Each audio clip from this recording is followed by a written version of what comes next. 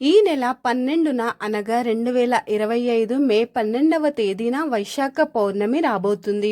ఈ వైశాఖ పౌర్ణమికి మహావైశాఖి అని పేరు. ఈ రోజే శ్రీకూర్మ జయంతిని కూడా జరుపుకుంటూ ఉంటారు. ఇది 100 సంవత్సరాల తర్వాత వస్తున్న అత్యంత మహాశక్తివంతమైన పౌర్ణమి. అయితే ఎంతో శక్తివంతమైనటువంటి ఈ పౌర్ణమి రోజున బెల్లంతో ఇలా చేయండి చాలు. మీకు ఉన్నటువంటి అప్పులన్నీ తీరిపోయి మీరే అప్పులని ఇచ్చే స్థాయికి వెళ్తారు. మీ కష్టాలన్నీ కూడా తొలగిపోతాయి. సమస్యలన్నీ కూడా పోతాయి. ధనపరమైన సమస్యలన్నీ తీరిపోతాయి. ధనం అనేది విపరీతంగా కలిసి వస్తుంది. ధనం వద్దన్నా కూడా వస్తుంది. అంటే కొన్నిసార్లు రావాల్సినటువంటి ధనం రాకుండా స్ట్రక్ అయిపోతూ ఉంటుంది. అంటే మనకు ఇవ్వవలసినటువంటి వారు ధనాన్ని ఇవ్వకుండా ఆపుతూ ఉంటారు.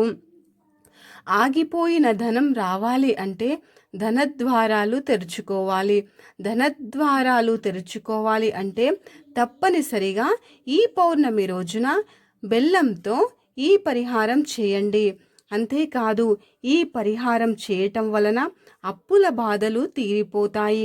ఈ రోజుల్లో చాలామంది అప్పుల బాధలతో ఎంతో బాధపడుతున్నారు. ఈ విషయం అందరికీ తెలిసిందే. సాధారణంగా అందరూ తిరిగి ఇచ్చేద్దాము అనే ఉద్దేశంతోనే అప్పులని చేస్తూ ఉంటారు. కానీ అప్పు తీసుకున్న తర్వాత ఆ అప్పులకు వడ్డీలని కట్టడంతోనే సరిపోతుంది. ఇలా చాలామంది అప్పులు తీసుకొని తిరిగి ఆ అప్పులను కట్టలేక ఎంతో బాధపడిపోతూ ఉంటారు. కానీ మీరు ఈ పౌర్ణమి రోజున బెల్లంతో ఈ చిన్న పరిహారం చేసుకుంటే ఖచ్చితంగా మీకు ఎంత అప్పులు ఉన్నా సరే తీరిపోతాయి. లక్షల్లో కావచ్చు, వేలల్లో కావచ్చు, కోట్లల్లో కావచ్చు.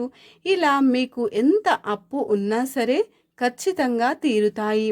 ఎందుకు అంటే బెల్లానికి అప్పులను తీర్చేసే శక్తి ఉంది. ధనాన్ని ఆకర్షించే శక్తి ఉంది. ఎలా అంటే ఈ పరిహారం చేయటం వల్ల ధనద్వారాలు తెరుచుకొని డబ్బు అనేది మీ దగ్గరికి వచ్చేస్తుంది. అంటే మీకు ఇవ్వవలసిన వారు ఇవ్వకుండా ఆపేస్తారు కదా, అలాంటి వాళ్ళు తిరిగి ధనాన్ని మీ చేతికి ఇస్తారు. లేదా రావాల్సినటువంటి లోన్స్ వస్తాయి.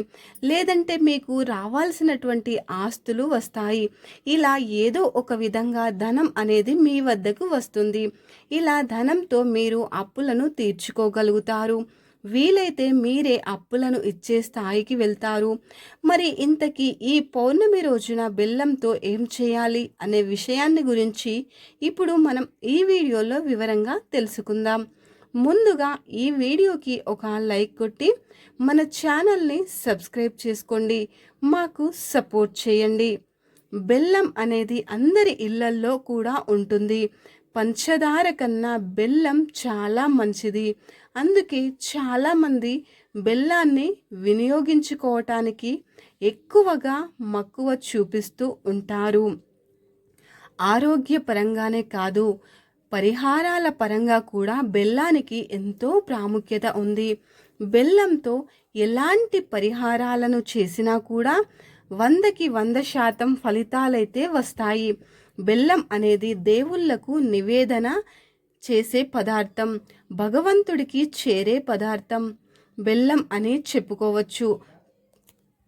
ప్రసాదం పెట్టిన అది భగవంతుడికి నివేదన అవ్వబోతుందో లేదో మనకు తెలియదు. భగవంతుడు స్వీకరిస్తాడో లేదో తెలియదు. కానీ బెల్లాన్ని మాత్రం స్వీకరిస్తారని శాస్త్రాలు చెప్తున్నాయి. కాబట్టి ఈ రోజున బెల్లంతో ఈ పరిహారం చేయండి. ఈ పరిహారం చేసుకుంటే మనకు మంచి ఫలితాలైతే ఉంటాయి. అంటే ముందుగా ఒక పసుపు రంగు వస్త్రం తీసుకోండి. 150 గ్రాములు కానీ, 200 గ్రాములు కానీ, లేదంటే 250 గ్రాములు కానీ ఈ బరువుతో ఉండే అంత బెల్లాన్ని ఆ క్లాత్లో పెట్టండి. అలా పెట్టిన తర్వాత ఆ క్లాత్లోని 5 యాలకులు, పచ్చకర్పూరం, 11 రూపాయలు, చిటికెడంత కుంకుమ, పసుపు, అక్షింతలు అన్నీ కూడా చిటికెడు వేసుకోండి, సరిపోతుంది. పచ్చ కర్పూరం లేకపోతే 2 నార్మల్ కర్పూరం పెట్టండి. 11 రూపాయలు పెట్టుకోండి. ఎవరైతే మా జీవితంలో అప్పు తీరాలి, అప్పుల నుండి బయటపడాలి, అప్పు అనేది అస్సలు ఉండకూడదు,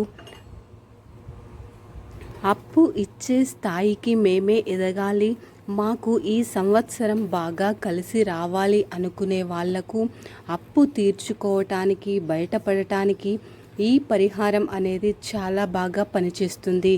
ఈ విధంగా చేయటం వల్ల ఖచ్చితంగా ఫలితం అయితే ఉంటుంది. చాలా పవిత్రతను కలిగి ఉంటుంది. అలాంటి బెల్లంతో పరిహారం చేసుకున్నాం కాబట్టి మనకు 100% ఫలితం వచ్చే అవకాశాలు ఉంటాయి. ఈ పరిహారం పౌర్ణమి రోజు ఎప్పుడైనా సరే చేసుకోవచ్చు. ఎప్పుడు చేసినా ఫలితం ఉంటుంది. ఇదే సమయానికి చేయాలి అని ఏమీ లేదు. ఎప్పుడు చేసుకున్నా కానీ ఫలితాలు వస్తాయి. కాబట్టి ఈ రోజున మీరు ఇలాంటి యాలకులు, కర్పూరము, 11 రూపాయలు, పసుపు, కుంకుమ ఇవన్నీ పెట్టేసి దాన్ని చిన్న మూట కట్టండి. సాయంత్రం కానీ మధ్యాహ్నం కానీ ఈ పరిహారం చేయటం వల్ల మంచి రిజల్ట్ అయితే వస్తుంది. చాలా అద్భుతమైనటువంటి రిజల్ట్ని అయితే మీరే చూస్తారు. బెల్లంతో ఈ పరిహారం చేయటం వల్ల మంచి ఫలితం ఉంటుంది.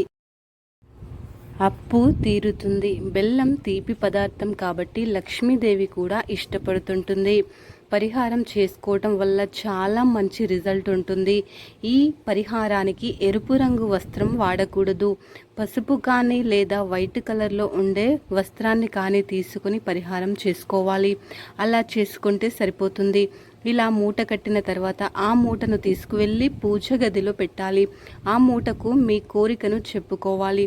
అంటే మేము అప్పుల బాధల నుండి బయటపడాలి, లేదా ఆగిపోయిన ధనం రావాలి, మేమే అప్పులు ఇచ్చే స్థాయికి వెళ్ళాలి. మీకు ఇలా ఏ కోరిక అయితే ఉంటుందో ఆ కోరికను చక్కగా దేవుడికి వివరంగా చెప్పుకోండి. తర్వాత ఆ మూటను కాసేపు అలా పూజ గదిలో వదిలేసి, అంటే 2 గంటల పాటు వదిలేసి 2 గంటల తర్వాత తీసుకుని వెళ్ళి మనం రావి చెట్టు మొదట్లో కానీ లేదంటే వేప చెట్టు మొదట్లో కానీ వదిలివేసి రావాలి. అలా వదిలేసి వచ్చిన తర్వాత ఆ మూటను ఎవరు తీసుకున్నా మనకు ఇక సంబంధం లేదు. అలా పెట్టేసి రావటం వల్ల అప్పు తీరిపోతుంది. చాలా అద్భుతమైన ఫలితం అనేది మనకి వస్తుంది. ఈరోజు ఈ నక్షత్రం చాలా అరుదుగా కలిసి వస్తుంది కాబట్టి ఈ రోజున మీరు ఏది చేసుకున్నా కానీ చాలా బాగుంటుంది. అందుకే ప్రయత్నించండి. ఈ పరిహారం చేస్తే అప్పులన్నీ తీరిపోతాయి. ఇక మీకు తిరుగు అనేది అస్సలు ఉండదు. సిరి సంపదలకు తిరుగనేదే ఉండదు. సిరి సంపదలు చేకూరుతాయి. కనుక అందరూ కూడా బెల్లంతో ఈ పరిహారం చేసి అప్పులను తీర్చుకొని శుభ ఫలితాలని పొంది సంతోషంగా జీవించండి.